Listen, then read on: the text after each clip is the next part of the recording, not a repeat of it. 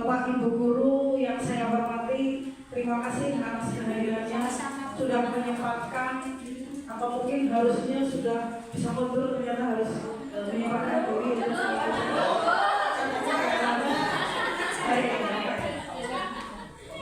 Ya, pada kesempatan ini saya akan menyampaikan tentang sebetulnya adalah berbagi praktek disiplin positif melalui keyakinan kelas, atau lebih kepada kalau saya itu lebih diseminasi berbagi pemahaman dan pengalaman penerapan budaya positif.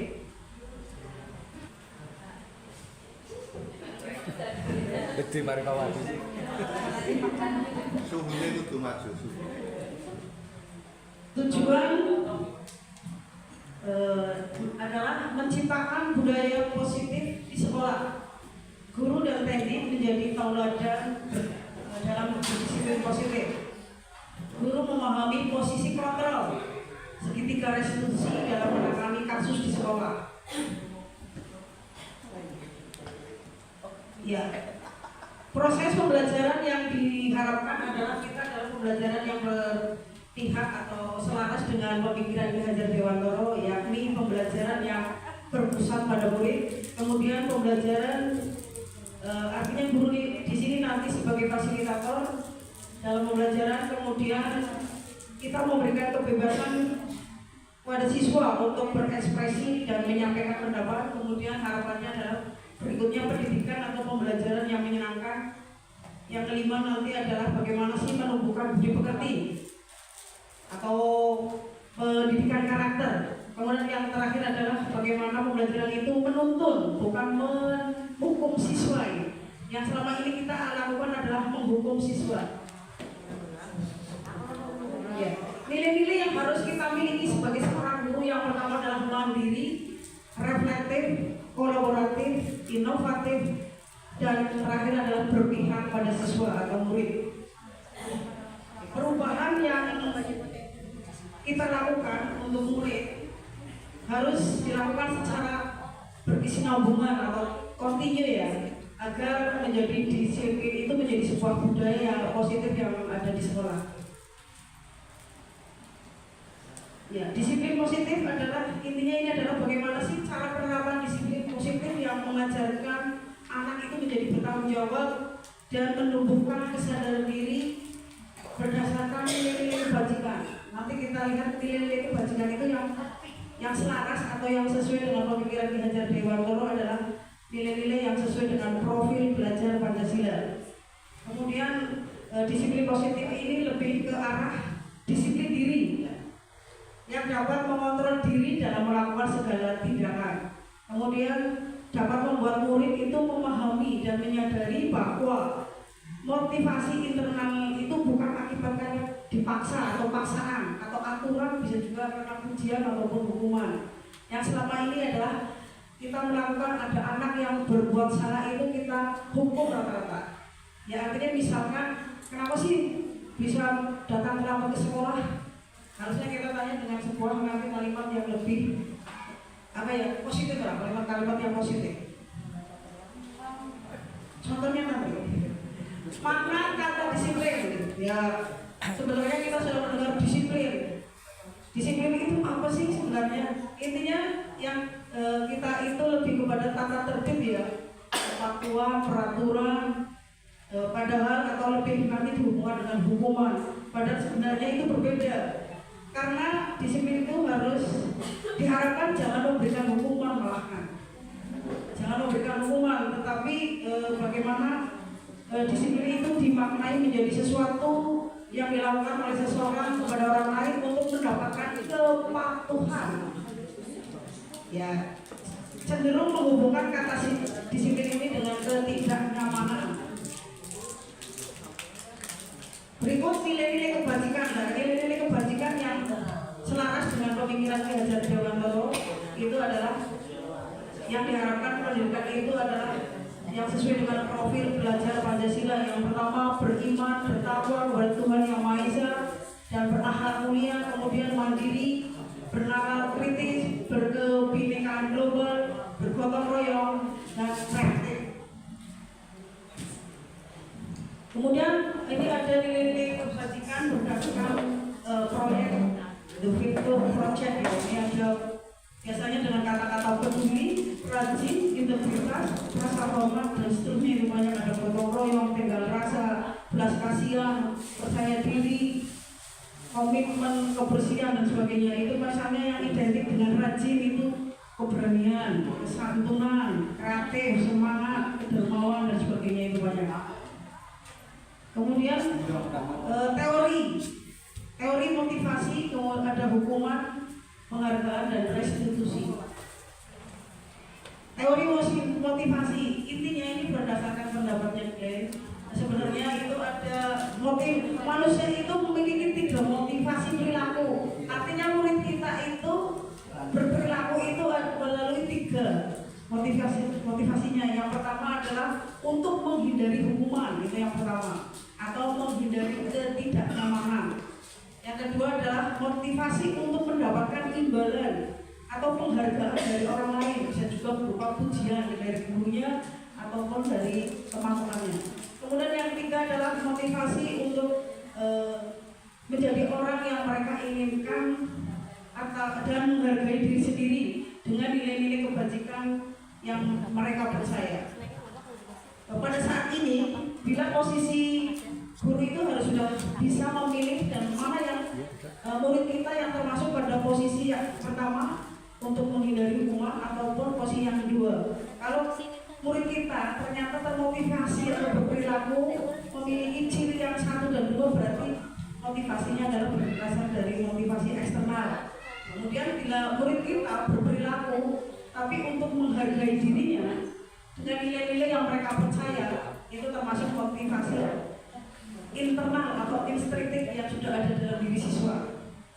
Itu ya.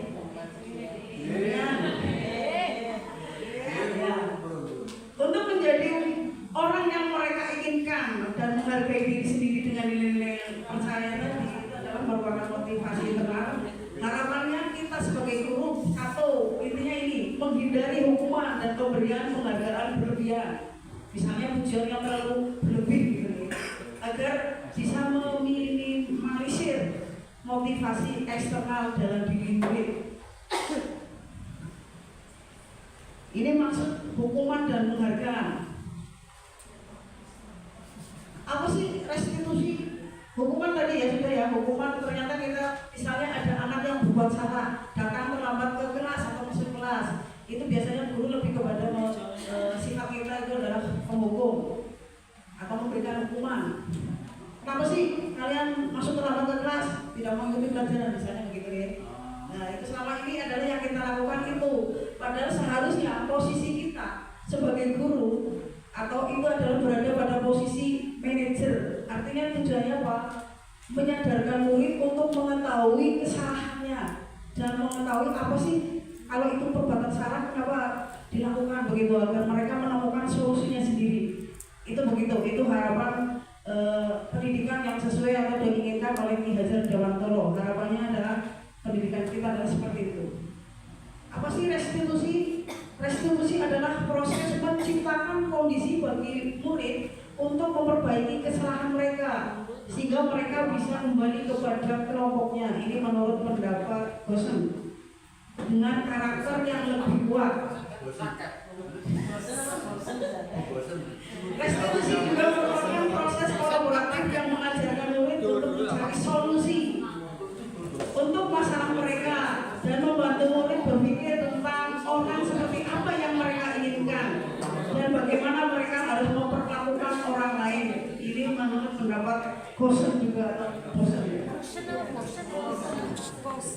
Apa sih perbedaan antara hukuman, konsekuensi dan restitusi? Dapat Bapak Ibu ini simak atau periksa ini. Hukuman itu sesuatu yang menyakitkan harus terjadi misalnya. Kemudian kalau disiplin itu ada konsekuensi dan harapannya kita ada restitusi ini. Hukuman biasanya misalnya itu tidak nyaman untuk murid, untuk anak kita itu dalam waktu jangka panjangnya mungkin. Kemudian murid karena hukuman itu biasanya lebih kepada sebagai korban, murid itu sebagai korban untuk mendapatkan sebuah keadilan. Kemudian murid akan tersakiti dalam arti mungkin kata-kata kita ataupun apalah hukuman yang diberikan kepada murid. Kemudian konsekuensi dari sebuah disiplin adalah sesuatu itu harus terjadi. Restitusinya merupakan sebuah pilihan, ini terakhir, restitusi adalah terakhir ya. Kemudian tidak nyaman untuk murid dalam jangka pendek kalau ini kita menggunakan konsekuensi. Kemudian untuk restitusinya menguatkan untuk murid dalam jangka waktu yang panjang. Korban itu bisa diabaikan, kemudian kalau restitusi korban itu menjadi mendapatkan ganti.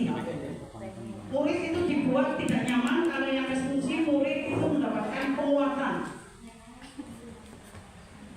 Perbedaan antara perbedaan antara hukuman konsekuensi dan restitusi ini banyak.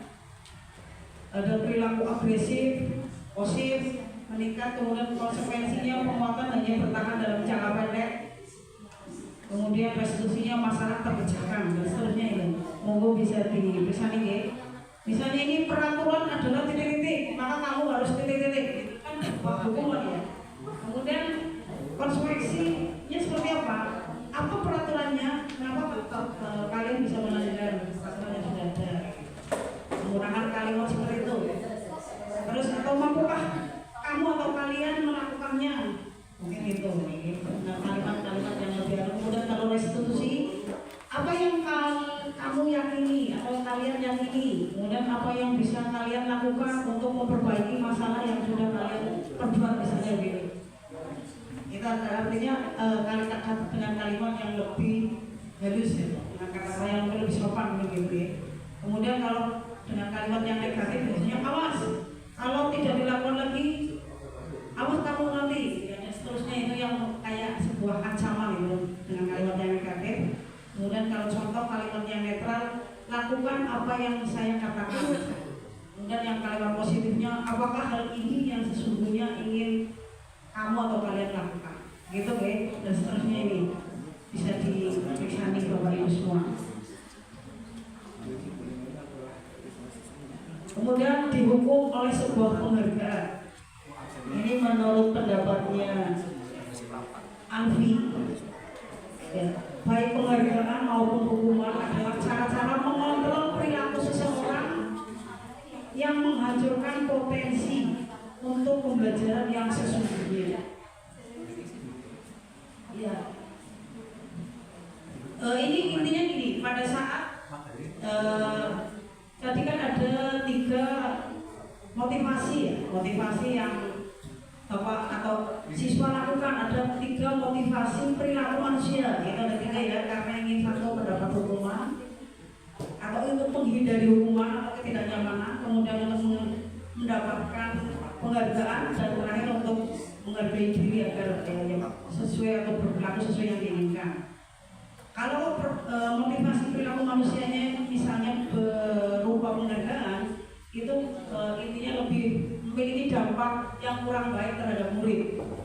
Kenapa? Kenapa tidak akan berdampak buruk terhadap murid? Yang pertama itu dapat merusak hubungan, kemudian dapat mengurangi ketepatan, ketiga mengurangi kualitas, dan yang ketiga yang terakhir adalah mematikan kreativitas dan bersifat menghukum.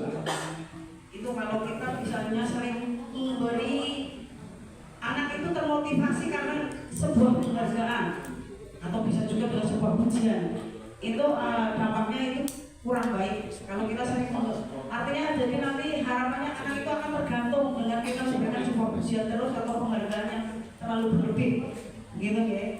Kemudian apa sih restitusi? Bahwa restitusi adalah sebuah pendekatan untuk menciptakan disiplin positif. Restitusi adalah proses menciptakan kondisi bagi murid untuk memperbaiki kesalahan mereka, sehingga mereka bisa kembali pada kelompok mereka dengan karakter yang lebih kuat. Ini menurut pendapat Bosen.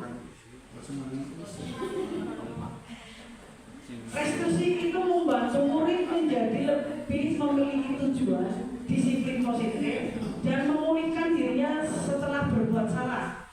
Penekanannya bukanlah pada bagaimana berperilaku untuk menyenangkan orang lain atau menghindari ketidaknyamanan, namun tujuannya adalah menjadi orang yang menghargai kebajikan yang mereka percayai. Ciri-ciri restitusi diantaranya bukan untuk menebus kesalahan, namun untuk belajar dari kesalahan. Kemudian untuk memperbaiki hubungan. Kemudian restitusi adalah sebuah tawaran, bukan paksaan. Kemudian restitusi itu menuntut untuk melihat ke dalam diri. Berikutnya adalah mencari kebutuhan dasar yang mendasari sebuah tindakan, kenapa anak itu berbuat salah dan sebagainya. Kemudian restitusi diri adalah cara yang paling baik, berarti memperbaiki diri atau menemukan solusi diri sendiri, itu yang lebih baik. Kemudian kaitannya disiplin dengan sebuah keyakinan kelas. Nah, itu tadi kan bagaimana sih kita menciptakan sebuah disiplin positif melalui keyakinan kelas. Kenapa sih bukan peraturan kelas saja atau peraturan sekolah saja? Kenapa itu sih menjadi harus dengan keyakinan kelas? Karena itu pentingkah? Terus bagaimana sih mewujudkannya? Selama ini kan kita terbiasa dengan kalimat dengan peraturan sekolah, peraturan kelas. Kalau tertentu yang kalian langgar akan begini-begini gitu ya. Ini harapannya kita dirubah menjadi sebuah kalimatnya dengan keyakinan sekolah atau keyakinan kelas. Apa sih keyakinan? Keyakinan itu tujuannya adalah menekankan keyakinan pada seseorang akan lebih memotivasi seseorang dari dalam. Seseorang akan lebih tergerak dan bersemangat untuk menjalankan keyakinannya daripada hanya sekedar mengikuti serangkaian peraturan tertulis tanpa makna. Kemudian ada 5 kebutuhan dasar manusia. Yang pertama,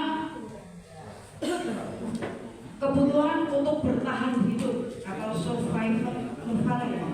Kemudian kebutuhan akan kasih sayang dan rasa diterima, love and belonging.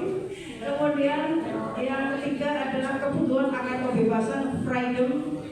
Kemudian yang keempat kebutuhan akan kesenangan, fun. Dan terakhir adalah yang kelima adalah kebutuhan penguasaan atau power.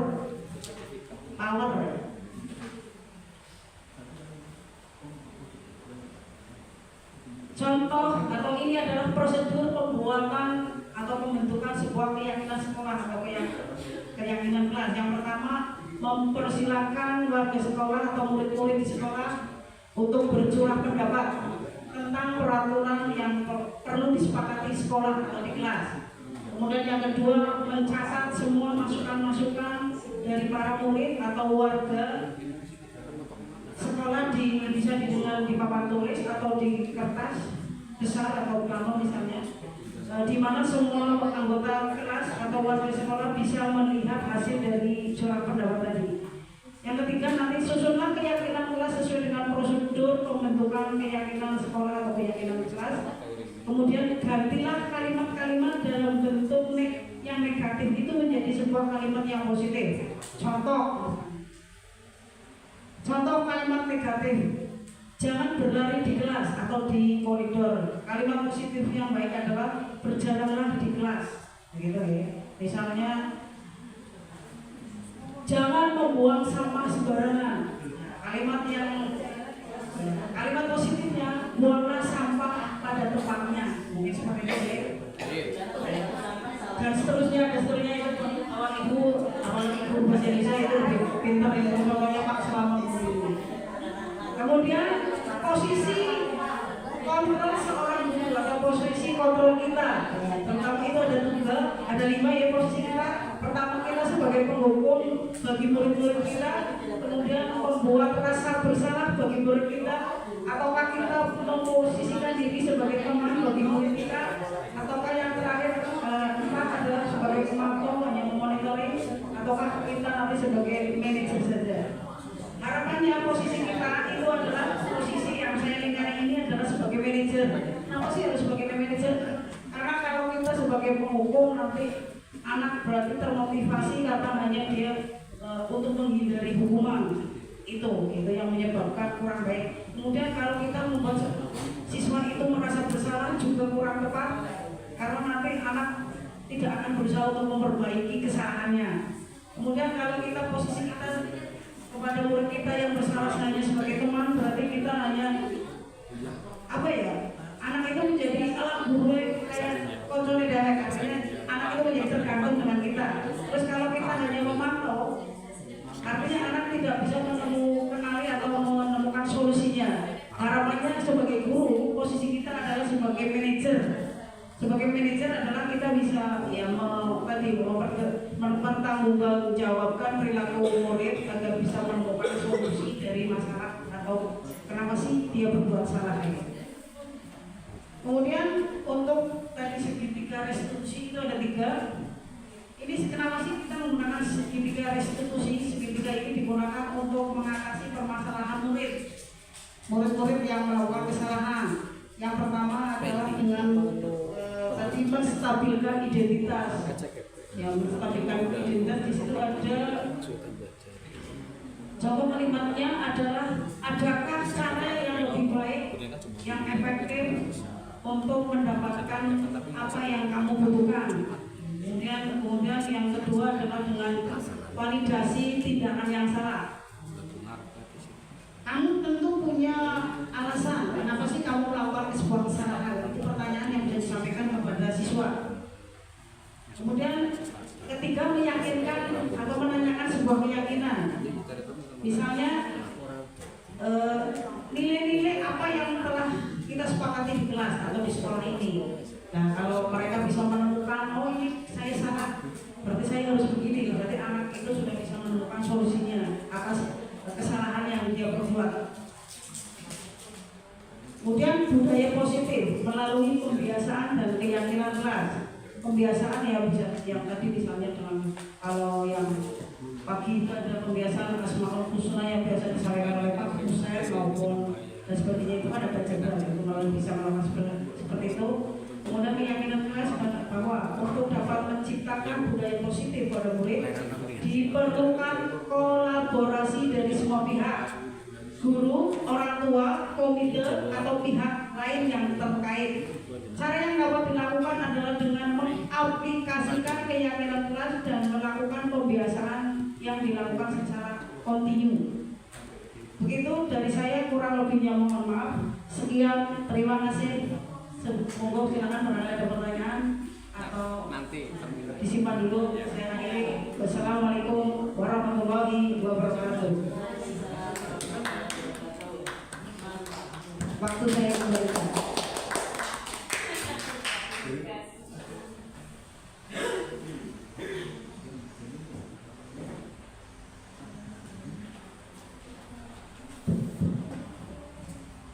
Terima kasih dari penyampaian disiplin positif Ibu Kasih Agnesos. Selanjutnya narasumber ketiga yaitu Ibu Purwaningsi SPD. Kami silakan. MPD. Dan narasumber MPD. SPD MPD.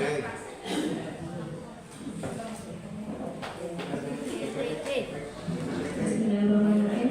Assalamualaikum warahmatullahi wabarakatuh. Alhamdulillahirrahmanirrahim. Wassalatu wassalamu ala asrofil anbiya'i wal mursalin wa ala alihi wa sahbihi ajma'in. Yang saya hormati Ibu Ferry selaku Wakil Kepala Sekolah di SMP Negeri 1 Mrebet. Yang saya hormati Bapak Ibu semua yang telah meluangkan waktunya untuk menghadiri diseminasi tentang budaya positif yang dilakukan oleh Ibu Kasiati yang merupakan sebuah tugas dalam guru penggerak.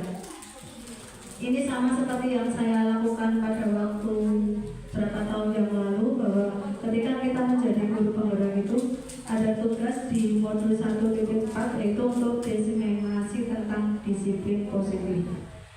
Saya tidak akan memberikan materi, saya hanya akan memberikan sebuah penguatan. Yang pertama tadi, dari semua materi yang telah dipaparkan oleh Bu Kasiati tadi, sebenarnya hanya ada 4 hal yang perlu kita ingat atau kita terapkan. Yang pertama yaitu tentang disiplin positif. Yang namanya disiplin positif itu apa? Disiplin yang tumbuh dari siswa. Siswa itu tumbuh motivasi untuk melakukan sebuah disiplin atau melakukan hal-hal yang baik tanpa ada paksaan atau tanpa ada hukuman. Jadi anak itu sadar dengan sendirinya, itu yang namanya disiplin positif. Yang kemudian untuk melakukan disiplin positif itu perlu digunakan sebuah cara yang namanya segitiga restitusi. Segitiga restitusi itu digunakan untuk mengembalikan siswa apabila siswa tersebut melakukan sebuah kesalahan. Jadi dalam menumbuhkan disiplin positif itu, kalau siswa salah kita tidak boleh melakukan hukuman, tapi kita melakukan membimbing siswa untuk kembali kepada keyakinan kelas yang dibuat dengan cara melakukan segitiga restitusi. Kemudian yang dinamakan dengan keyakinan kelas itu apa? Nilai-nilai atau nilai kebajikan yang dipercaya oleh guru dan siswa satu kelas, sehingga nilai tersebut dapat digunakan sebagai pedoman perilaku dalam kegiatan pembelajaran. Bapak Ibu mungkin selama ini sudah mengeluh banyak anak yang sudah banyak melakukan pelanggaran. Sebenarnya kalau apa yang dikatakan Bu Kasiati tadi, bahwa untuk menciptakan disiplin positif itu tidak bisa dilakukan hanya beberapa pihak, tapi semua stakeholder yang ada di sekolah, baik itu guru, orang tua, dan yang lainnya itu harus ikut terlibat. Seandainya semua guru mata pelajaran itu membuat keyakinan kelas di kelas masing-masing, nanti pelan-pelan siswa yang mengalami masalah mungkin akan bisa dikembalikan pada kebajikan atau nilai kebajikan yang telah disepakati. Misalnya, kalau dalam pelajaran saya misalnya menghormati dan menghargai guru. Jadi nanti kalau dalam kegiatan pembelajaran saya, kalau ada anak yang ngomong sendiri atau cerita sendiri kemudian tidak mengerjakan tugas, nanti saya kembalikan. Kemarin kalau tidak menghargai bapak dan ibu guru, kamu apa? Mereka sudah buat kesepakatan. Nanti kalau tidak menghargai, saya akan keluar. Begitu. Semuanya kalau melakukan seperti itu mungkin yang diharapkan nanti pelan-pelan anak-anak itu akan jerah dengan sendirinya, sehingga tumbuhlah motivasi untuk melakukan disiplin positif.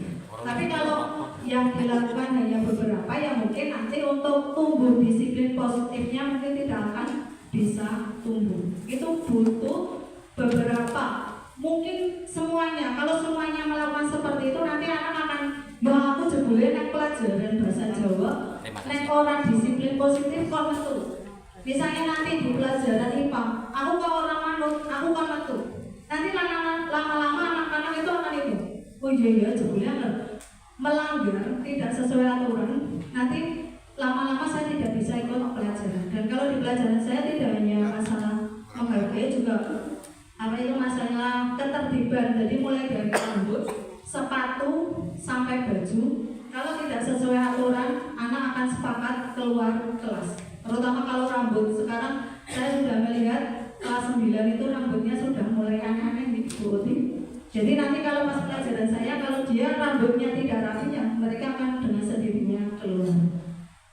Jadi untuk menumbuhkan disiplin positif itu memang dibutuhkan semacam kerjasama semuanya. Tanpa itu semua kita tidak akan bisa tumbuh disiplin positif tersebut. Dan itu mungkin salah satu ilmu dari kita sebagai saya, Mario dan Bukas yang telah mengikuti pendidikan guru Qur'an, itu adalah salah satu ilmu yang bisa diterapkan di dalam sekolah. Masih banyak lagi, mungkin nanti Bukas bisa memberikan definisi atau penjelasan, karena itu banyak banyak sekali ilmu yang bisa kita tularkan kepada rekan-rekan semua. Terima kasih dari saya karena saya tidak memberikan tidak sebagai narasumber, hanya sebuah penguatan. Jadi saya akhiri dari saya, bila ada kata-kata yang tidak berkenan, saya mohon maaf yang sebesar-besarnya. Billahi taufiq wal hidayah. Wassalamualaikum warahmatullahi wabarakatuh.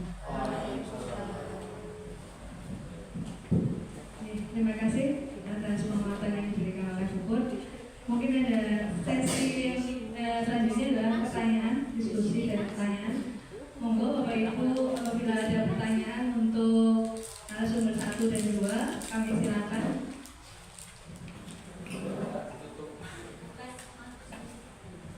Monggo.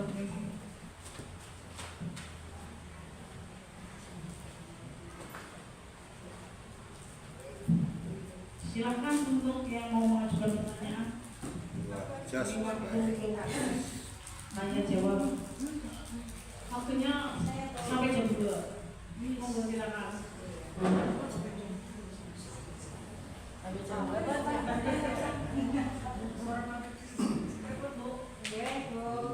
Terima kasih waktunya. Sebenarnya yang disampaikan Tugas itu apapun Pak Mario ini sebenarnya mirip sekali dengan yang kami pelajari di bimbingan konseling. Itu sejak dulu memang seperti itu. Dari bimbingan konseling, tetapi kesulitan kami di lapangan. Kesulitannya ketika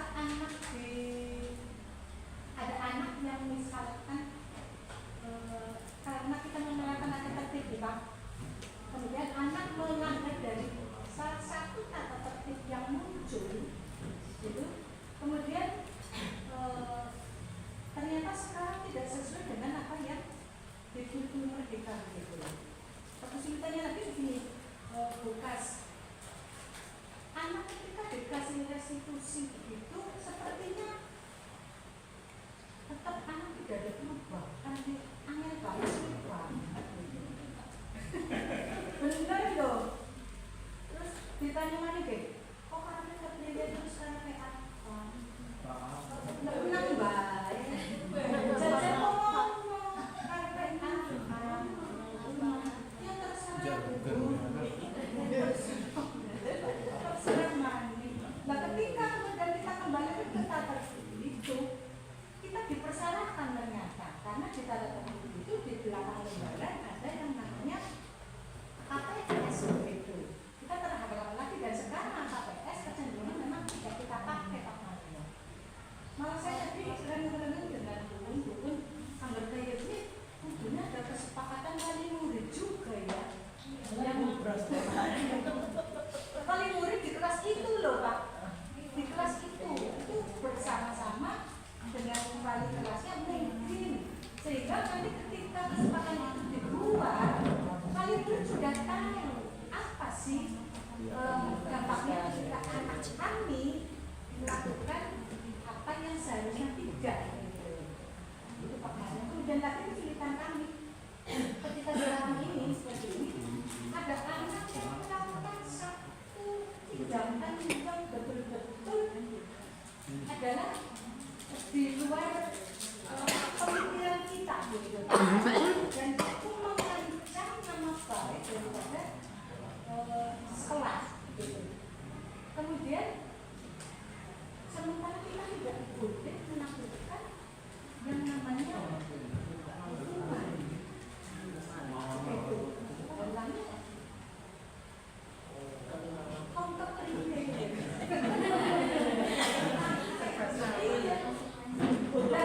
nasib fatal banget saja. Kok dipelihara, artinya dipantau kemudian terus yang kecil-kecil dianak ya, ben bocah kayak gitu dengung. Iya, kadang-kadang kita ini yang di lapangan ini gemes banget jane ya. Tapi yang kita kena dan merasa gemesnya ini dengan paling yang menapok tangannya kayak bocah. Bosan diundang bosan. Tidak ada dilematis di situ sebenarnya. Bukan masyarakat Anak kan bingung. Iya, Saya dulu Ibu Ti barangkali bisa memberikan ya sedikit gambaran atau masukan. Intinya bagaimana sih menghadapi anak yang melanggar ya, artinya tadi yang melanggar peraturan atau keyakinan yang sudah disepakati. Padahal kalau tidak salah saya tadi sudah menyampaikan bahwa sebuah keyakinan kelas atau keyakinan sekolah atau yang tadinya menjadi sebuah peraturan sekolah itu harus didukung oleh semua pihak, termasuk tidak hanya gurunya saja, kepala sekolahnya saja, ataupun muridnya saja, tapi dari komite, kemudian wali murid itu harus artinya disepakati gitu semua, sehingga mau tidak mau yang menjadi wali murid itu tahu oh kalau anaknya itu seperti ini gitu di sekolah. Padahal sebenarnya harapannya kita tidak bisa memberikan sebuah hukuman ya. Nah, ini sih bagaimana kalau kita tidak boleh melakukan sebuah hukuman? Itu langkah kita harus nanti sudah ada, kita harus melakukan sebuah kalau ada anak yang sudah betul-betul itu ya melakukan sebuah pelanggaran atau berarti pelanggaran berat ya. Artinya kita harus melakukan masalah tadi atau solusinya adalah yang pertama kita harus melakukan ini Bu, dengan menggunakan segitiga restitusi. Apa sih segitiga restitusi? Itu nanti adalah sebuah langkah terakhir apabila betul-betul anak itu sudah tidak bisa kawangannya diatur gitu atau dikondisikan sesuai dengan yang diharapkan oleh kurikulum merdeka kawangan itu ya. Nah itu nanti pertama yang dilakukan adalah dengan satu menstabilkan identitas. Berarti kita nanti dengan membuat sebuah pertanyaan. Ternyata misalnya dengan langkah ini tidak bisa, mau tidak mau itulah berarti langkah terakhir. Itu tadi kayak sebuah hukuman atau misalnya dengan kita mengeluarkan anak tersebut itu adalah langkah terakhir Bu. Apabila betul-betul sudah tidak bisa dikondisikan atau ditertibkan anaknya itu gitu. Begitu Bu. Kemudian untuk yang permasalahan yang kecil itu harus diapakan. Sementara itu kalau yang berat itu baru solusi terakhir dilakukan apabila dengan menggunakan segitiga restitusi ini dengan 3 langkah tadi tidak bisa diselesaikan ya Bu. Nah itu baru nanti bisa dipersilakan. Tapi sementara selama masih bisa artinya diberi kesempatan untuk dia memperbaiki diri seperti membuat sebuah pernyataan ya untuk memperbaiki diri dia baru bisa ternyata di tahun berikutnya sudah lebih baik, berarti masih bisa dipertahankan di sini maksudnya begitu ya. Seperti yang sudah dilakukan oleh guru BK ini sudah terbiasa ini Bapak. Sudah biasa melakukan maksudnya hal tersebut gitu ya. Itu tidak salah, malah sudah bagus, berarti Bapak Ibu yang sudah di BK itu sudah melakukan atau selaras dengan pendidikan Ki Hajar Dewantara yang diharapkan gitu. Kemudian yang kecil-kecil itu apakan sih? Harusnya ini yang masalah-masalah kecil. Bagaimana sih menertibkannya begitu, guys? Yang pertama, kalau misalnya dengan kayak kemarin yang ada masalah di 7C yang selalu bertengkar gitu tuh, guys. Sementara kalau bertengkar itu kan adalah masalah yang agak kaitannya dengan fisik ya. Awalnya sih hanya main-main, ternyata emosian sehingga dipukul, saling memukul gitu ya. Memang kemarin satu-satunya masuknya ke PK oleh Pak Elino, kemudian saya selesaikan. Saya tadi berusaha menggunakan atau menerapkan segitiga restitusi. Alhamdulillah anak tersebut berakhir dengan bisa saya selesaikan untuk saling bersalaman. Di pertemuan berikutnya sudah tidak bisa melakukan, ternyata yang melakukan beda orang lagi. Itu berarti kan sudah bisa ya.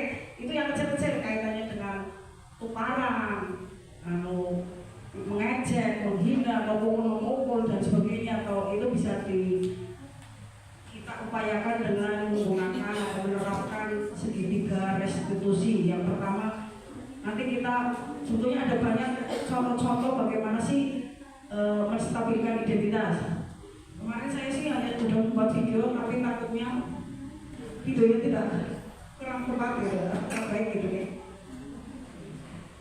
Dalam rangka membuat atau menyelesaikan dengan sebuah masalah, artinya misalnya masalah anak yang menangani anak yang misalnya sering terlambat masuk kelas, anak yang sering bolak-balik keluar kelas, yang alasannya ke belakang atau mungkin menghindari pelajaran kita, itu kan ada banyak ya bolak-balik ke belakang. Kayaknya tadi sudah ke belakang, sekarang ke belakang bisa identifikasi, oh ini anak ini ada masalah apa. Kalau perlu kita ya tadi ditanyakan dengan pendekatan tadi dengan menggunakan segitiga resolusi. Yang pertama dengan berbuat seperti itu, kalian sudah tahu kan itu sebuah kesalahan. Nah, kemarin keyakinan kelas atau yang disepakati di kelas kita itu apa? Kalau yang bolak-balik ke belakang itu harus bagaimana? Kayak gitu. Dengan kalimat atau pertanyaan yang bisa memunculkan mereka bisa berpikir untuk bisa mengatasi. Oh kalau begitu saya salah ya Bu, kalau saya bolak-balik ke belakang, misalnya begitu. Terus kalau dia sudah tahu solusinya, terus bagaimana biar kamu tidak bolak-balik ke belakang? Apakah pasti kamu bolak-balik ke belakang ada alasannya kan? Nah, kita pertanyaannya seperti itu, baru anak itu biar bisa berpikir untuk menyelesaikan masalahnya sendiri. Oh saya bolak-balik ke belakang, satu saya menghindari pelajarannya guru, misalnya begitu. Kan begitu ya? Ada anak-anak yang benar-benar tidak suka dengan pelajaran yang mungkin kita sampaikan ataupun yang lain begitu. Begitu kira-kira Bu Uti Ya, siap. dengan BK atau ada solusi lain kaitannya dengan anak dengan kesahabatan belajar atau kesulitan belajar Pak Mario autis ya inklusif ya pendidikan inklusif silakan.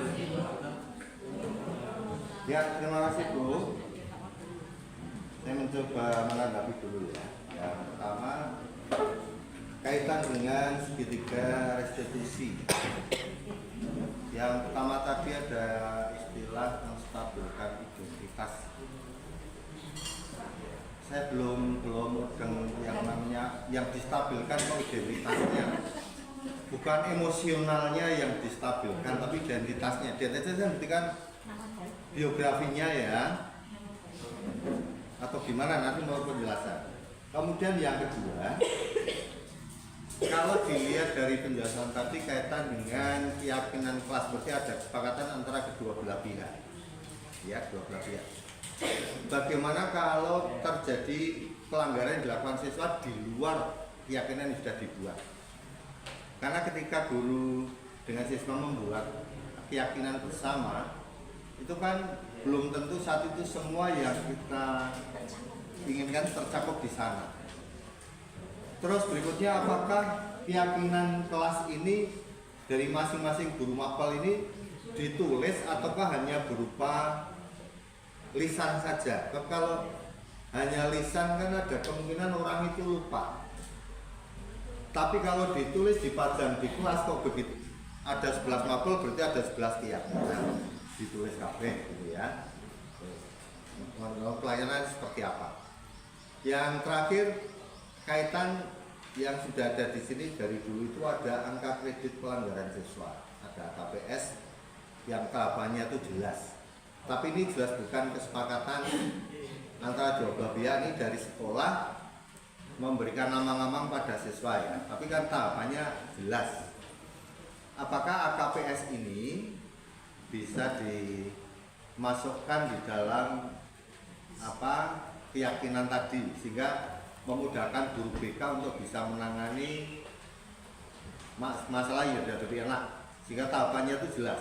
Bab kalau hanya dengan segitiga restitusi kok tampaknya tahapan-tahapan sampai tadi yang terakhir anak dikeluarkan itu kok tampaknya tidak ada ya. Jika nanti rawan ketika ada LSM datang Bu, bisa bagi waktu gitu ya. Jadi bahwa nanti harus ada rumusan yang jelas tahapannya seperti apa sehingga seperti guru BK itu ya tahu betul panduannya, sehingga ketika menghadapi masalah itu tahapannya seperti apa. Kalau hanya segitiga restitusi saya kira nanti orang tua tidak mudeng tuh, teman guru aja tidak mudeng kan gitu ya, apalagi orang tua. Ya, monggo untuk diberikan penjelasan yang sefulgar mungkin. Mudeng. Terima kasih Bu. Terima kasih Pak Koko atas pertanyaannya yang cukup banyak. Yang pertama tadi intinya kaitannya dengan bagaimana contoh sebuah identitas, ya, menstabilkan identitas. Artinya anak berbuat salah itu tentu kan ada sebuah alasan ya. Ya anak melakukan kesalahan atau tanyakan. Contoh pertanyaannya mungkin begini Pak Koko. Ya misalnya kan anak berbuat salah bisa juga karena mungkin satu tadi untuk diantaranya tadi untuk menghindari ketidaknyamanan atau tidak menghindari hukuman. Kalau dia mau patuh pada sekolah, dia termotivasinya hanya untuk menghindari hukuman yang akan diberikan oleh sekolah atau guru. Berarti kita harus melihat motivasi apa yang mendukung atau yang diyakini oleh anak tersebut. Kenapa sih anak itu bisa berbuat salah? Tentu ada alasannya. Kenapa sih misalnya melawan sebuah salah? Misalnya ini untuk anak yang gampangannya terlambat masuk sekolah gitu ya. Kan bisa ditanyakan anak ini sering misalnya untuk masuk sekolah lambat sampai misalnya 3 kali atau 4 kali gitu ya. Untuk anak yang lambat 3 sampai 4 kali itu kan biasanya di BK kan sudah ada perhitungan gitu ya. Nah ini dengan kita ditanyakan alasannya kenapa sih bisa sampai sekian kali melakukan atau terlambat masuk ke sekolah. Tentunya kalian atau si anak ini tahu kan kenapa dia sampai terlambat sekolah. Pasti dia akan menjawab, iya bu, saya kalau malam bermain HP mungkin begitu ya, atau main game, ataupun begadang dengan teman-temannya. Pasti ada alasannya. Anak itu bisa terlambat datang ke sekolah pasti ada alasannya. Bisa karena orang tidur, malamnya main HP, ataupun karena dia yang begadang gitu nih Pak. Cuma ditanyakan gitu kan. Tanyakan ke anak, itu satu kalau sudah stabil, bukan dalam arti emosionalnya, tapi kita berusaha menstabilkan identitas si anak ini biar dia tahu permasalahannya, tahu solusinya sendiri, atau tahu dia berbuat salah. Berarti kalau datang terlambat itu kan tahu ya kalau ini merupakan sebuah kesalahan. Iya Pak, misalnya gitu kan. Iya Bu, ini salah gitu ya. Maaf, bukan identifikasi masalah namanya. Identitas, menstabilkan identitas. Enggak, maksudnya kalau yang dijelaskan Bu Kas itu kan dengan identifikasi masalah. Kita mencoba permasalahannya ini kan begitu. Definisinya kan yang Bu Kas contohkan itu kan identifikasi masalah, bukan ke identitas loh. Identitas si anak. Ya artinya dengan kondisi anak itu nanti udah tenang, dia salah, kita kan dipanggil begitu nih Pak.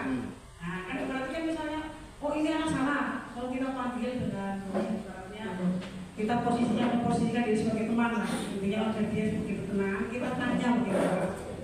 Ya pertanyaannya seperti tadi, masalah-masalah yang mungkin dia lakukan kenapa dia berbuat salah begitu. Itu kan stabil, berarti intinya mau tadi menjadikan sampaikan menstabilkan emosinya dulu gitu kan. Betul menstabilkan emosinya biar dia tenang dulu baru ditanyai gitu ya. Kemudian nanti kalau ada atau kurang puas dengan jawaban saya, nanti ada yang lebih senior, ada guru penggeraknya dan ada pengajar prakteknya ya Pak. Nanti biar lebih meyakinkan gitu. Sementara kan saya masih belajar, jadi mungkin masih tarafnya masih ya levelnya kalau di tingkat itu paling bawah gitu Pak. Kemudian bagaimana jika ada pelanggaran yang di luar keyakinan yang sudah dibuat atau disepakati? Artinya sebuah kesepakatan atau keyakinan kelas atau keyakinan sekolah, kalau dulu itu namanya peraturan nih Pak, itu kan disepakati oleh semua pihak ya, tidak hanya 1-2 orang, tapi semua pihak itu harus ibaratnya harapannya itu yang membuat itu terlibat begitu ya. Kalau mungkin selama ini kan kalau peraturan sekolah yang membuat di sekolah begitu ya, sampai tahu-tahu ini tertentunya seperti ini, anak begini gitu ya. Nah itu kalau yang harapannya yang diharapkan oleh pendidikan yang kurikulum merdeka atau oleh Ki Hajar Dewantara ini adalah yang dibuat bersama. Berarti kalau selama ini kita belum membuat, mari kita nanti bersama-sama membuat sebuah keyakinan bersama begitu ya. Ya kalau mungkin dari dulu belum kita buat, saya pun kemarin hanya untuk mempraktekkan kaitannya dengan tugas saya dulu begitu di kelas. Tapi untuk mengingatkan anak biar tidak melakukan lagi, begitu saya masuk saya mengingatkan apa ya anak-anak yang kita kemarin yang sudah sepakati, kenapa hari ini masih melakukan, lupa Bu, tidak ditulis misalnya begitu. Berarti mau tidak mau nanti kita bareng-bareng dengan surat pendapat begitu dengan anak-anak bersama-sama.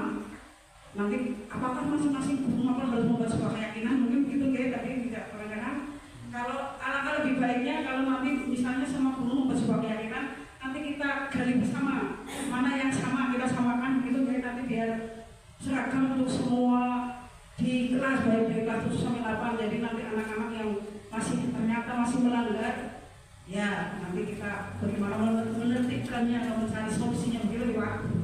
Dan bagaimana sih dengan anak yang ternyata masih melakukan pelanggaran atau masih berbuat salah lagi di luar yang disepakati. Dan ini ibaratnya di luar nalar kita begitu ya, atau di luar yang disepakati. Mau tidak mau kita mencari kesamaan apa yang atau perbuatan apa yang dia lakukan di yang ada di keyakinan kelas tadi Pak. Mungkin kita tahu oh ini keyakinannya kelas, misalnya contoh pelanggarannya apa misalnya yang di dalam kesepakatan. Ini Bu, kan ada beberapa kejadian yang mungkin terjadi di luar kelas ya. Kalau tadi kan kesepakatan dalam kelas berkaitan dengan PBM ya. Dalam PBM kan mungkin kaitannya tidak bawa buku, tidak mengerjakan PR, ngantuk, ngobrol misalnya kan itu ya. Tapi ketika terjadi misalnya ada anak misalnya guyonan ya, guyonan yang agak jauh misalnya melecehkan nama orang tua, pekerjaan orang tua, ini kan kadang di luar kesepakatan kelas, itu yang pertama. Kemudian di luar kelas misalnya sering kita lihat bersama anak pakai pakaian pramuka, topinya OSIS. Ini kan sering kita lihat, tapi nyatanya juga tetap terjadi seperti itu. Ini kan di luar kelas, di luar PBM ya. Itu ada dalam teori segitiga tadi apa enggak gitu ya, gitu. Terus yang terakhir tadi kaitan dengan HKPS yang ada di sekolah ini, apakah bisa berdampingan dengan yang sudah dijelaskan tadi ataukah berbeda? Kalau untuk KKPS itu jelas kita berdampingan, artinya justru malah kita bekerjasama dengan guru kita gitu.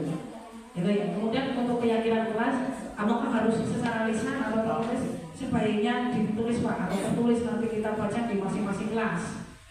Tapi berarti mungkin selama ini kalau semua kelas belum membuat, ya berarti kita buat dulu.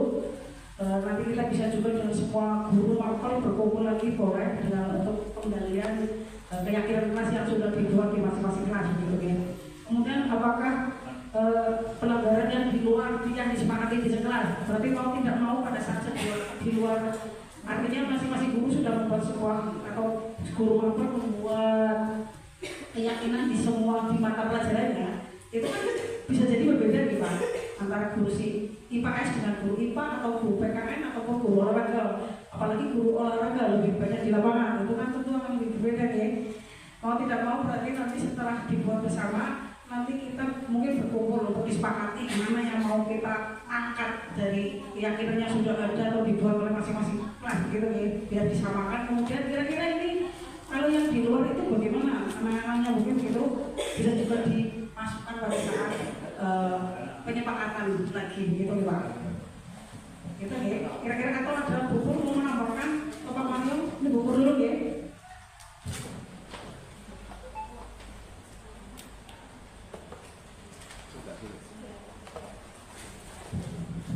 Bismillahirrahmanirrahim. Saya tak mencoba menjawab yang dimaksud tadi dengan menstabilkan identitas itu.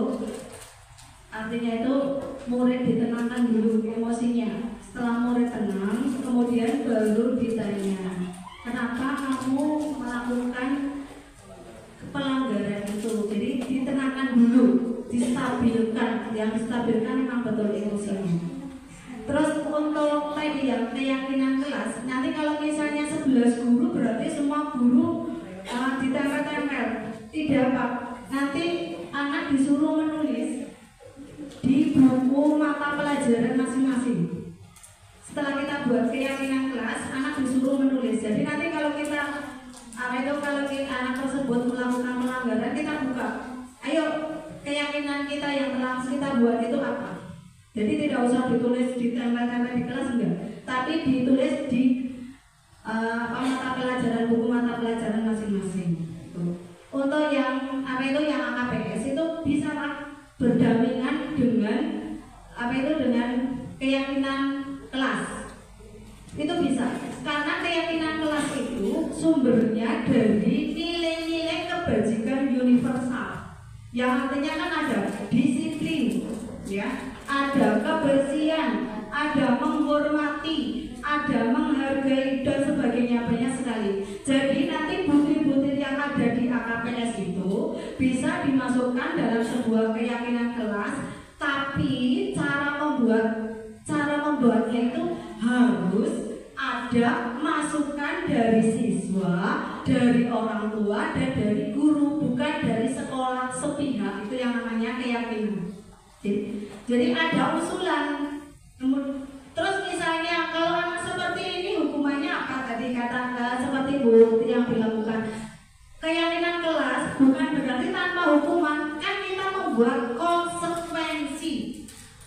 Jadi kalau kamu membuat salah seperti ini, konsekuensinya nanti apa? Begitu. Ditanya, kan saya tidak ikut pelajaran. Oh ya, berarti harus itu dijalankan. Jadi bukan berarti kalau keyakinan kelas itu berarti semua yang ada di yang diada kelas itu tidak berjalan, bisa. Makanya alangkah baiknya kalau kita membuat keyakinan itu memang harus melibatkan orang tua. Orang tua dipanggil. Jadi biar tahu, oh nanti anak saya kalau seperti ini, terus orang tua ditanya, kalau nenek melakukan seperti ini konsekuensinya apa? Jadi nanti kalau kita melakukan sebuah kesalahan, atau kalau anak tersebut melakukan sebuah kesalahan, orang tuanya sudah tahu, oh iya, berarti nanti anak saya akan dikeluarkan. Harusnya seperti itu Pak, idealnya. Idealnya seperti itu.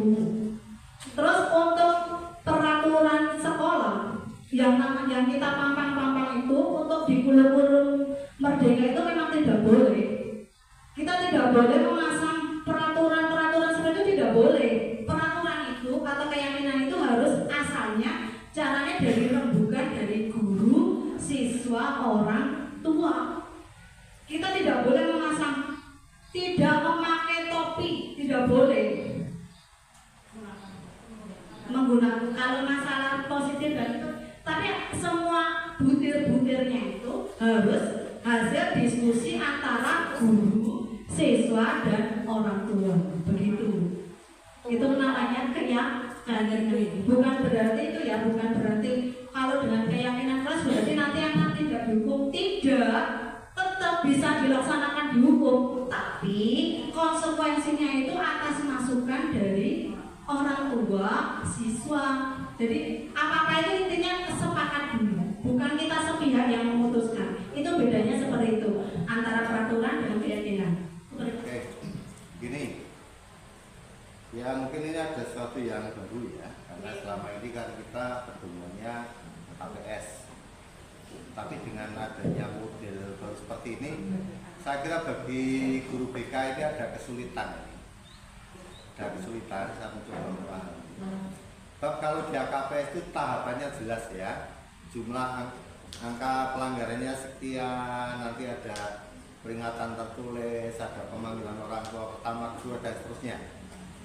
Terus yang kesepakatan ini juga ada kesulitan lagi, pendapat dari orang tua. Nah, pertanyaannya, kalau kita minta pendapat dari orang tua untuk membuat keyakinan ini, nanti teknisnya seperti apa, kualitas orang tua seperti apa, kan kita juga tidak tahu nih ya.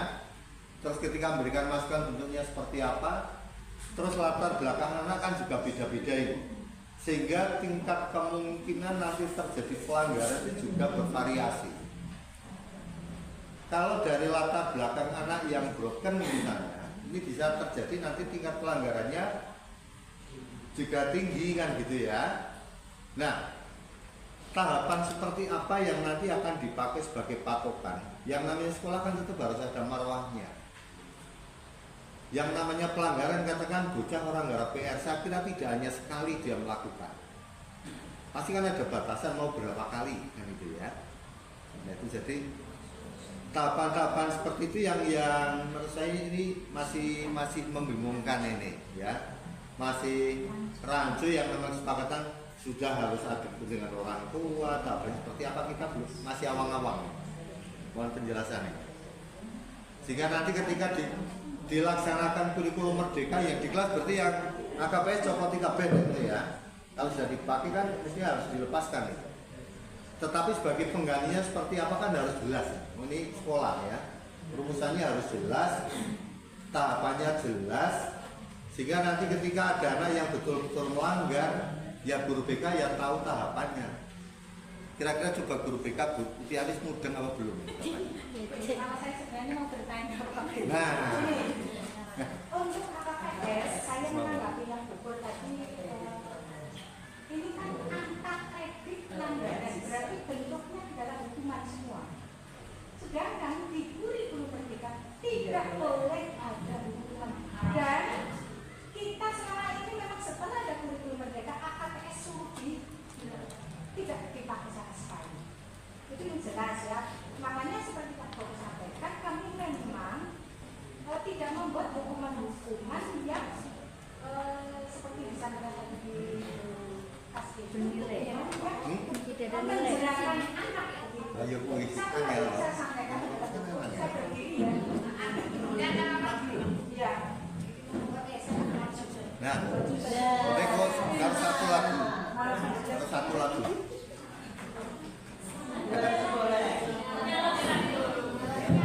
Sebenarnya saya mau bertanya malah sebenarnya. Iya, seperti Pak Bobo tadi saya juga sebenarnya ada dari bimbingan konseling itu ada satu belum menemukan formula, ya. Karena di BK memang tidak boleh ada yang namanya hukuman. Kita adalah membimbing sebenarnya, tetapi kita dipasrai oleh kesiswaan dari dulu itu yang namanya tata tertib didampingi dengan angka kredit pelanggaran siswa, dan itu tugasnya adalah 7K bukan BK, tetapi 7K itu melekat petugasnya sama dengan BK. Jadi kami punya dua muka, satu adalah penegak kedisiplinan waktu itu belum ada kurikulum merdeka, yang satu adalah di pihak lain muka kami adalah sebagai seorang pembimbing, dan ini memang tidak bisa dipersatukan karena di sisi lain adalah hukuman, di sisi lain kami adalah harus melindungi anak yang jelas itu kita memang berat banget di bimbingan konseling, di sisi lain semua adalah kita membela anak, intinya begitu. Tapi akan dilema di lapangan ketika ada anak pelanggaran itu, kemudian kami dipasrai dengan yang namanya tata tertib.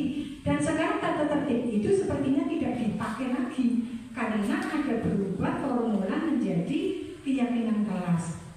Kemudian ketika seperti Pak Bowo sampaikan, ketika pelanggaran itu dilakukan di luar kesepakatan, itu yang memang kita bingung.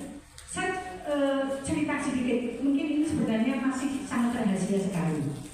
Ketika ada anak melakukan pelanggaran di luar sana, yang saya sampai harus ngurusi di tengah malam, ya, sampai jam 2 malam, 12 malam saya masih mengurusi siswa. Ini kan insya Allah di sini tidak ada yang paham gitu ya, bahwa saya melakukan sendirian di jam 2 sampai jam 12 malam. Ini ada hal pelanggaran seperti yang Pak Bowo sampaikan di luar kesepakatan siswa. Lalu apa yang bisa kita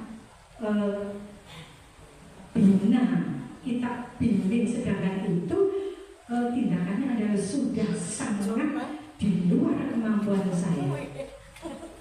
Dan itu tindakannya adalah sudah intinya di luar kewenangan kami sebagai guru BK. Ini yang kami rasakan ketika tidak ada di situ hukuman yang dimunculkan seperti di tahun-tahun sebelumnya yang namanya adalah angka kredit pelanggaran siswa. Dan ini ketika ini terjadi, saya pernah mengalami di tahun sebelumnya itu ketika anak harus dipindahkan ke sekolah lain, MSN datang, saya menghadapi juga. Inilah beratnya guru BK yang kadang-kadang tidak terlihat sangat santai, tidak ada pekerjaan. Tapi ketika ada pekerjaan harus dari Polda telepon, dari MSN datang sampai RT, RW, lurah pun memohon kepada kami untuk anak ini dipertahankan, sedangkan anak ini sudah memberikan catatan ukiran perilaku yang tidak ditoleransi sebenarnya. Itulah suka dukanya atau sukanya di seperti itu. Ya, ini juga sudah kepala sekolah sudah tahu, tapi saya belum menerima bagaimana tindak lanjut berikutnya begitu. Itu saja yang ini hanya cerita, bukan tanya, bukan apa, tapi saya hanya cerita saja. Kesulitan yang pakai di pelanggaran. Soalnya itu tadi bisa berdampingan gitu ya. Sementara kami tidak boleh menerapkan angka kredit pelanggaran. Itu jelas tidak bisa diterapkan. Makanya kami akan timpang. Ini harus bagaimana? Anak diberi restitusi sampai 10 kali, 12 kali pun yang akan seperti itu lagi.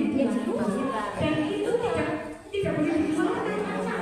Harus dipelihara terus. Ketika bayarnya harus dipelihara.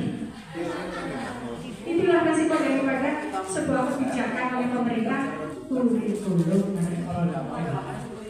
Mohon maaf dan terima kasih.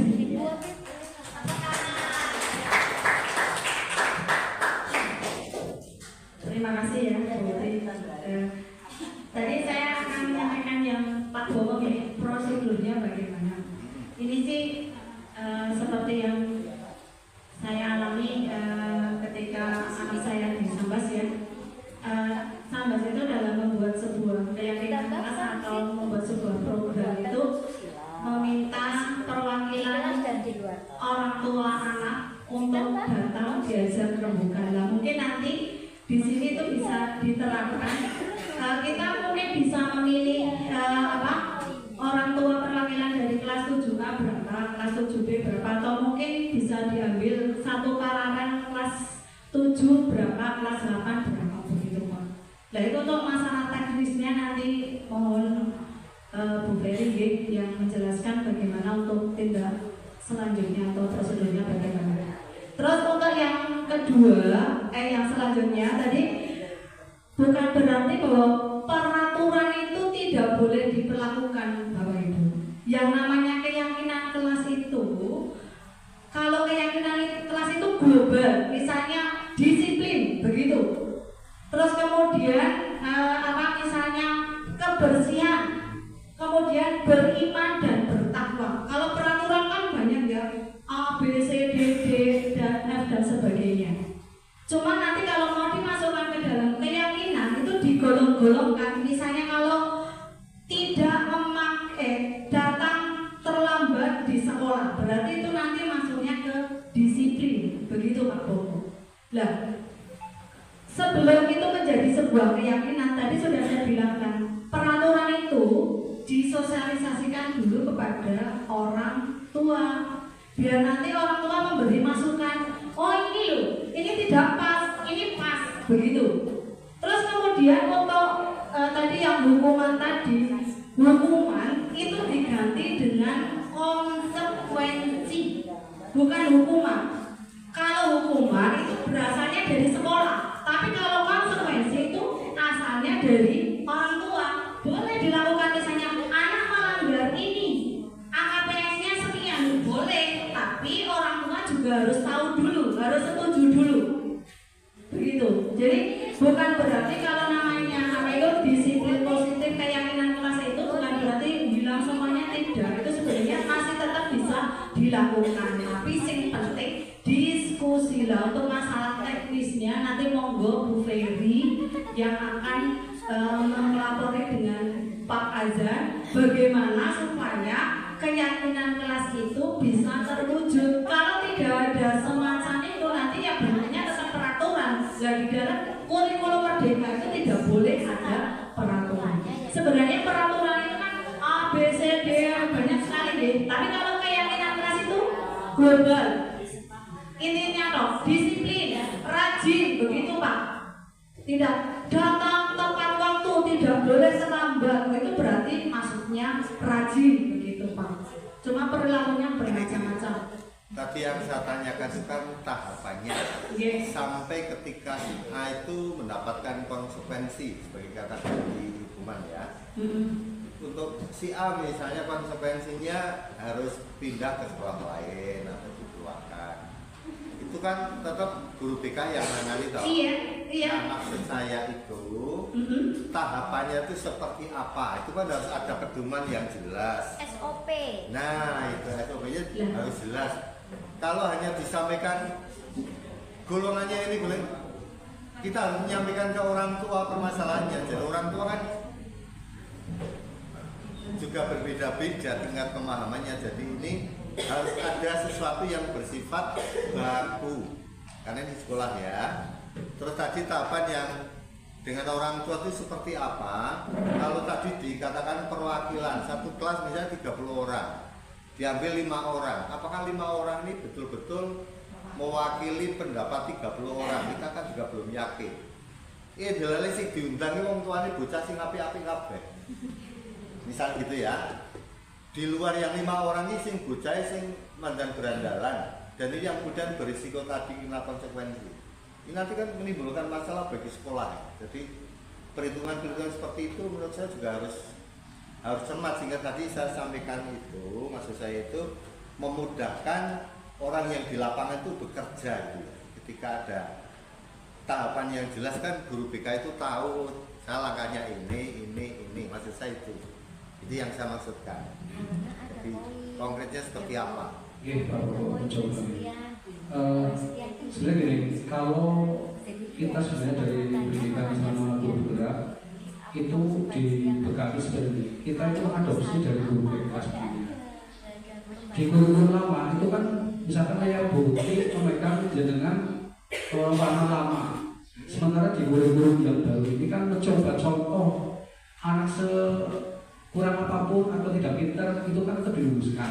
Karena ada tahapan satu yang mulai berkembang. Itu kan kasus-kasus yang seperti inilah yang tadi saya sebutkan kesulitan anak-anak yang ada tahapannya di situ. Contoh, bukti ada anak tidak berangkat sering kenapa? Kan digali masalahnya seperti apa, terus ditelusuri BK bertindak. Oh ini kok sudah ada banyak, nah itu tahapannya mungkin sebenarnya jurdasnya Bu BK, guru BK itu tidak sendirian. Artinya bapak ibu guru itu bisa mensiasati di kelas. Prakteknya seperti itu satu. Yang kedua, dengan membiasakan dari yang sehingga kita secara keluar kelas tidak hanya kok salah, ini enggak, tapi kenapa itu sudah biasakan bapak ibu guru. Tentunya seperti itu. Jadi ketika tadi ada kasus sampai yang tingkatan luar itu nanti kronologisnya berbeda.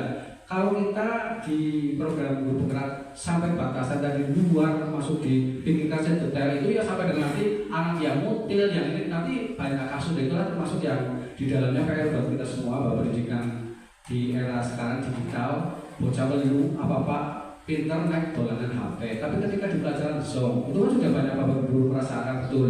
Termasuk ini bukti selama guru BK yang tadinya mungkin sendiri ngaku apa PS sekarang nggak ada bu. Artinya jangan hanya tinggal ada kasus dari wali kelas sampaikan bahwa ketika A seperti ini kan masukan bapak ibu guru untuk mengelompokkan kelas pun ada masukan dari bapak ibu guru BK baru menentukan per kelas itu sudah melakukan dan itu dari lama udah melakukan lama cuma pendampingannya ketika di guru BK itu masih kalau sudah mencapai sekian baru ada pemanggilan sementara kerja mereka hanya ngontrol tidak ada kesepakatan lalu orang mau kopi orang seragam tidak boleh. Nah kalimat-kalimat yang disitulah di guru-guru mereka mulai dibedai, mulai dipelajari satu-satu. Yaitu tadi dari contoh suka belajar itu juga tahapannya ternyata tidak seperti bocah bodoh termasuk autis bukan seperti itu, ada tab-tabnya, ada step by step tantangannya. Tapi kita pun tadi proses termasuk Pak Boko perencanaan pertanyaan karena berpengalaman jauh program menjadi seorang pendidik lama tentunya sudah menangani anak si bocah. Kayak kasusnya dia bisa teratasi bahkan nilai lulus bagus itu mereka prestasinya sendiri. Cuma eloknya kita sebagai guru, saya apalagi junior lah ya, bukti yang sudah 2 minggu dan sebagainya itu udah banyak.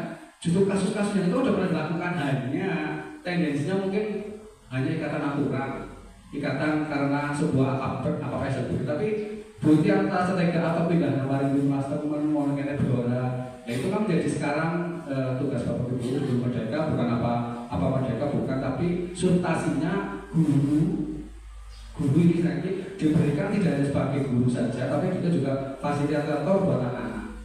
Itu seperti layaknya kita mengelola anak yang tadi begitu ya belajar macam-macam berubah seperti itu sudah menjadi masukan 1-2 orang guru bahwa oh ternyata anak-anak ini harus dilakukan seperti khusus. Contoh lagi pengelasan kemarin saja menjadi ngomong yang sekarang di kelas yang unggulan terus bercelaya lain, nah, itu kan jadi masukan para wali kelas.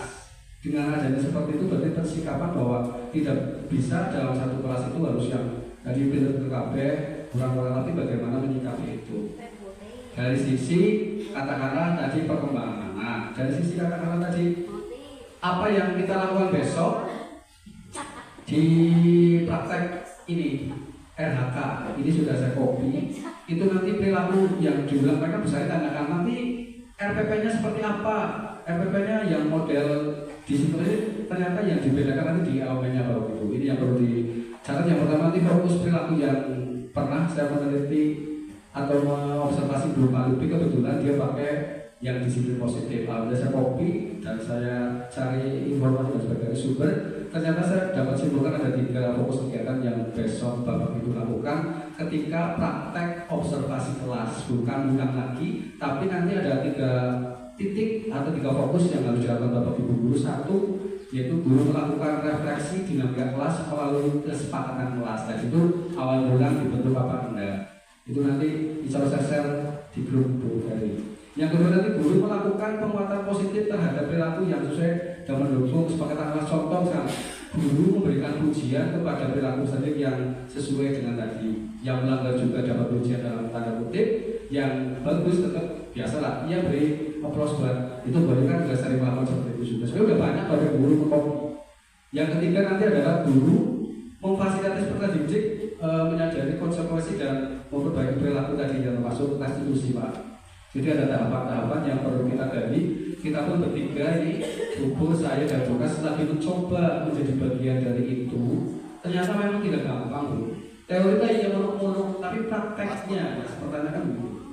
Jadi bukti, misalnya nanti BK sudah ada teman-temannya mulai dari guru memahami bahwa anak-anak tadi yang maaf punya kesulitan membaca, kesulitan berhitung, yang tiap tahun menjadi momok guru matematika, termasuk Bapak Ibu guru sekarang diberi soal numerasi itu pada bingung.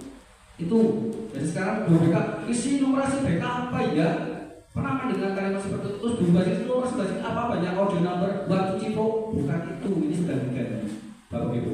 Jadi maaf dari saya, Bubur dan Bukas menjadi bagian dari guru penggerak itu betul-betul bukan penggerak, enggak, betul-betul kita juga bingung, masih belajar sama. Prosesnya begitu Pak Bobo. Jadi insya Allah yang tadi ditanyakan nanti ada tahapan-tahapannya Pak. Kita juga besok ada refleksi kompel, ada Bapak hasil nanti di Semarang 3 hari ada tentang kurikulum merdeka seperti apa, imbasnya saudara. Ya itu tadi kita menyelami kayak Bu mirisnya dengan sekarang ya anak-anak konsumsi dunia bisa itu juga PR buat guru-guru. Katakanlah bukan Bu Abdo, bukan tapi kita semua Bapak Ibu. Karena itu termasuk bagian dari mendidik menjadi fasilitator buat anak-anak. Kurang lebihnya begitu Bapak. Jadi ketika nanti yang ditanyakan bukti itu dulu pakai terpaku pada AKPS Bu, kita mungkin itu jadi catatan ada, tapi nanti kita sampaikan. Kita kan juga punya atasan ya Bu, kita punya yang lebih tahu. Kita sebenarnya hanya pelaku baru dididik kemarin, ibarat setahun actionnya tampil belum bisa, hanya tuh diri sendiri dulu aja masih kadang-kadang minimal kita menjalankan di kelas kita ya Bu, kita sudah mempraktekkan seperti itu. Jadi nanti seperti apa kesempatan kelas akan saya bagi di sesi berikutnya. Nanti dia ketemu, oh bikin kesepakatan kelas, keyakinan seperti apa, tercetus dari apa yang mereka yang dilibatkan dalam tanda kutip tadi saya sampaikan adalah seperti ini, kolaborasi bareng dengan anak-anak. Itu teorinya nanti kita prakteknya sudah mempraktekkan dan buku juga sudah. Cuma imbas ketika kalau kita berdiri bertiga top, yang lain misalnya 39 termasuk guru BK juga begitu kesel banget Bu ini ya, kesel banget guru BK kasihan. Tapi kita merasa bagian dari bahwa Bapak Ibu guru menjadi stakeholder di situ lah, bagian dari program Kemendikbudristek terutama tadi tentang kurikulum merdeka itu seperti apa. PR buat Bapak Ibu, mau tidak mau, nanti di sesi berikutnya itu adalah bagaimana mengimplementasikan hasil nyata Bapak Ibu. Bapak Ibu sudah melakukan, cuma dihitamkan atas putih Bapak Ibu pendobrak poin pertama sampai sekarang tidur hidup dengan nyaman. Mereka banyak sekali. Ya, itu PR Bapak Ibu karena dari 41 bulan yang baru sekitar di bawah 10 ini pulang aja udah mulai. Yang lainnya jangan bagaimana kalau aturan itu berlaku. Kalau ini ganti kebijakan ganti, ya saya yakin ganti pun tidak serempak bukan, tetap ada konsekuensinya. Mungkin begitu Bapak Ibu. Terima kasih. Kembalikan ke Bu Ferry. Bu Uti tadi mungkin ya, ternyata BK itu belum menemukan formulanya ini ya. Ini tadi sudah disampaikan oleh Pak Kumar. Yang depannya nanti kita ibaratnya bekerja sama dengan BK, kemudian Paskara, dan semua stakeholder. Bagaimana sih cara membuat atau menyusun sebuah keyakinan kelas atau keyakinan sekolah gitu ya. Yang tadinya peraturan sekolah, oke? Ya, nanti kalau misalnya Bukas, Buko, Pak Maria mau berdiskusi dengan mentornya ya. Tapi PR bagi kita itu tahapan-tahapan yang saya sampaikan tadi mau untuk disampaikan. Terus berikutnya juga bila perlu diberikan contoh yang sekolah yang sudah melakukan ini, ya contoh kesepakatan kelas, contoh kesepakatan sekolah seperti apa. Terus yang ketiga, tolong disampaikan tentang dampak negatif dari kebijakan ini. Kalau saya amati dari yang visualnya tadi, anak kita itu jadi anak manja semua ya. Apa-apa dibilangin sih, kan gitu ya. Yang ini kok diluruskan, dan bocah diminta bubukan, tapi tidak ada tantangan anak itu melakukan sebuah tindakan yang keinginan untuk melakukan sebuah perubahan itu kelihatannya enggak. Dia hanya jalan biasa, ketika salah diingatkan, kan gitu, salah diingatkan. Padahal dunia depan kan enggak seperti itu. Jadi orang bilang gini kan, siapa cepat siapa dapat, tapi dengan model seperti tampaknya kok nanti malah enggak akan menjadi siswa yang tangguh. Bukan generasi emas lagi, tapi ini generasi pela-pelu kalau menurut saya. Generasi cemas. Generasi mencemaskan malah karena dia selalu ditolong, dibela dan dibela, gitu ya. Tidak hanya guru yang bela, tapi juga orang tua. Mau dibawa kemana ini kan seperti ini. Jadi mau nanti untuk disampaikan. Nah, monggo nanti. Ya ini hanya pemikiran lo mau goblok kan kayak gitu. Mau nanti disampaikan. Terima kasih. Terima kasih Pak Boko. Insya Allah nanti akan saya sampaikan. Dan untuk selanjutnya mungkin juga menjadi PR bagi sekolah kita. Nanti untuk menyusun sebuah KSOP tentang membuat sebuah keyakinan sekolah yang diprakarsai dengan dari orang tua, terus kemudian siswa, kemudian juga dari guru, sehingga nanti apa yang diharapkan dalam kurikulum merdeka juga bisa. Sebenarnya kita juga sama-sama merasa ini mau dibawa kemana pada itu, tapi karena itu sebuah kebijakan yang harus kita lakukan, maka mau tidak mau kita harus tetap mengikuti. Mungkin hanya itu saja, dan mungkin nanti Bu Ferry yang akan bisa memberikan penguatan tentang prosedurnya, gitu. Bu Ferry, monggo. Terima kasih.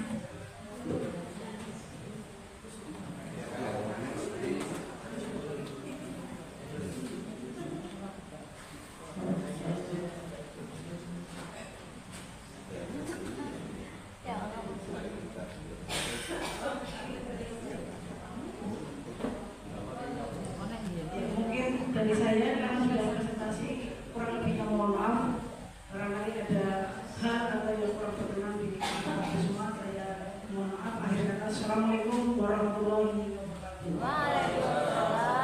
Waalaikumsalam. Waktu saya ikut. Semane.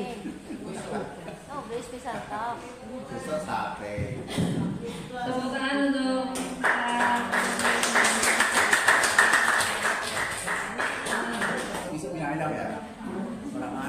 bahasan yang menarik tentang disiplin positif di ini.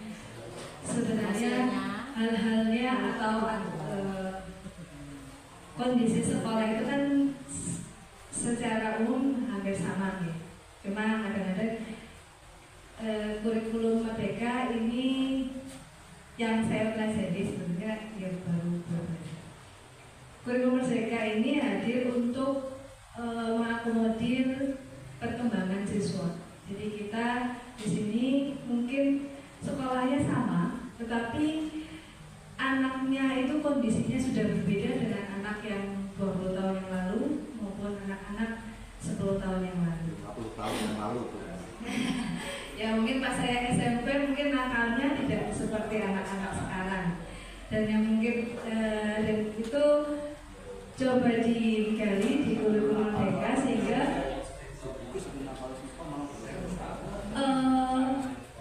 perlakuannya mungkin dari sisi tindakan yang Bapak Ibu guru lakukan, dari sisi stakeholder, dari sisi kebijakan sekolah itu pasti akan berbeda. Nah ini yang memang kita harus lebih belajar tentang kurikulum Merdeka. Saya pun masih mempelajari, masih belajar tentang apa sih yang diamanahkan oleh kurikulum Merdeka kepada kita agar kita bisa mengerti, memahami, kemudian bisa sehingga harus memfasilitasi bakal minat siswa, kemudian kita harus mengarahkan mereka menuju masa depan mereka dan lain sebagainya. Dan disiplin positif ini hanya salah satu aspek ya, salah satu aspek di dalam kurikulum Merdeka yang memang masih mulai diterapkan dan memang harus dikaji. Kemudian juga ada ketika sudah diterapkan kemudian ada kesulitan, pasti ada review, ada perbaikan dan lain sebagainya. Nanti direfleksi dan lain sebagainya, itu pasti akan ada perbaikan-perbaikan yang menuju ke arah yang lebih baik. Itu dari kami. Ada yang mau ditambahkan oleh Ibu? Oke, terima kasih atas kehadirannya.